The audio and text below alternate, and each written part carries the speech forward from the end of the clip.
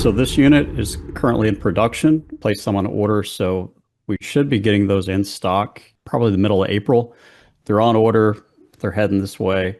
But there's a couple of unique features that this has that our other units don't. So this unit actually goes up to 6 indoor units on the zones. The old ones typically did 5. And on our 18 through 42 multi-zone units, the maximum BTU output you could attach to any port was 24K or 2 tons. With the new 60K on a single port, we can go up to 3 tons. So you can add a 30 or 36K indoor unit on that 60. So that's a few new features on that model that gives it some more flexibility for different applications. Excellent. Yeah, I'm looking forward to that.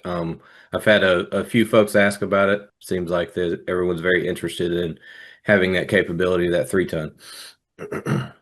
And also having the capability for the air handler. That's going to be awesome. True.